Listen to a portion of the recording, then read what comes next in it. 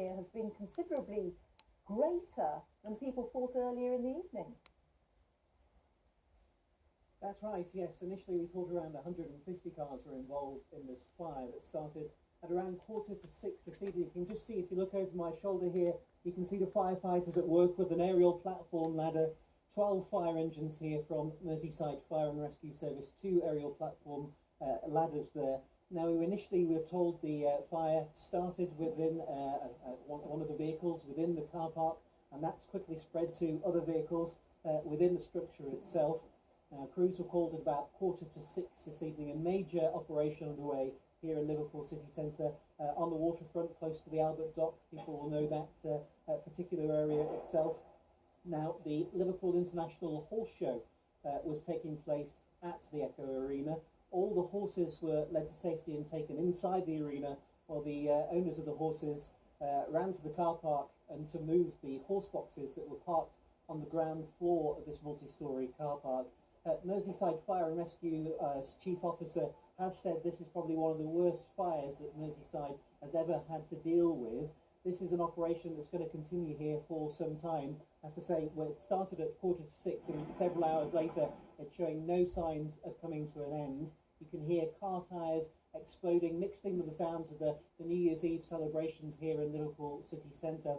A number of neighbouring apartments have been evacuated as a safety precaution. Now, the Mayor of Liverpool, Joe Anderson, has been appealing for help tonight. He's looking for people to come forward who might be able to offer transport or even accommodation for up to 4,000 people that have been left stranded here in the city centre. The New Year's Eve is probably not the best time to try and get public transport here in Liverpool. That came to an end around about 11 o'clock as we speak.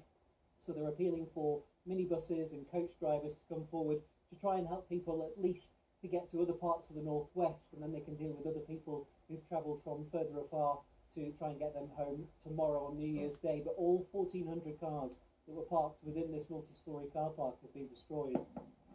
And Steve, we can tell just by looking at you that there's a lot of grime and soot in the air that is, yes, settling on your face. I mean, clearly, although mercifully there's been no loss of life, this has been a big incident for the city to handle, and for all those people to be so inconvenienced. They haven't got their cars on New Year's Eve. It's a real problem.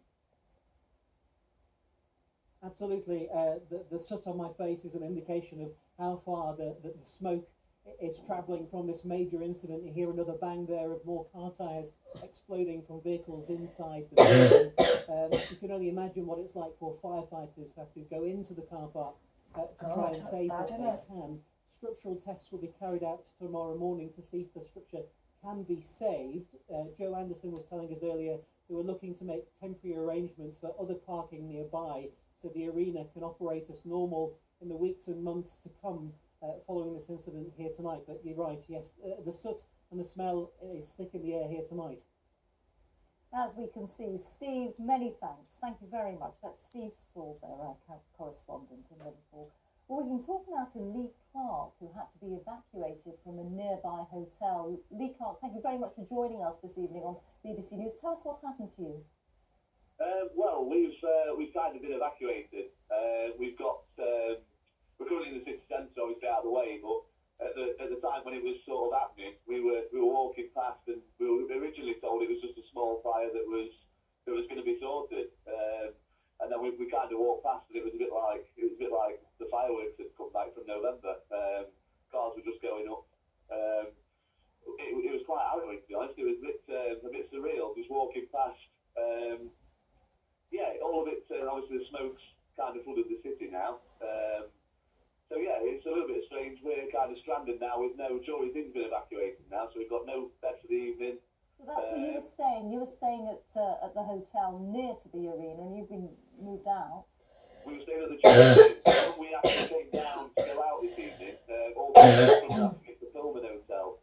Feel bad. I feel like we should go in. That's where they've been evacuated to. But within an hour, the whole lot was evacuated, and now there's everyone kind of in the Hilton across the road, not knowing where they're sleeping this evening.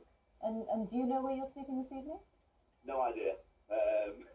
That's the simple answer. It's a little bit of a strange one. So obviously it's New Year's Eve, spirits are trying to be maintained, but the harsh reality is when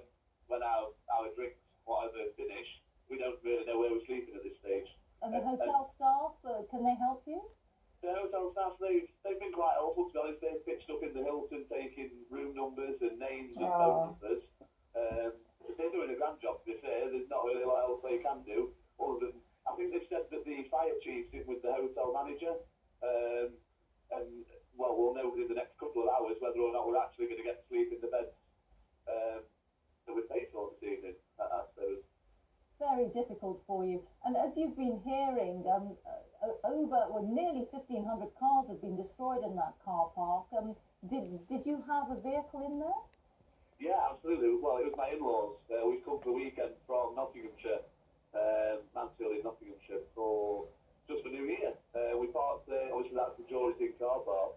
We parked there for 2 nights, and then we got wind that it was on fire earlier. But like I say, originally we just thought it was small and it would be dealt with. But now we've just been told in the last half an hour that all the cars have been destroyed. So we've now got, I think, about 125-mile trip tomorrow. Bloody hell. And we haven't got a clue how we're doing it. Dear me.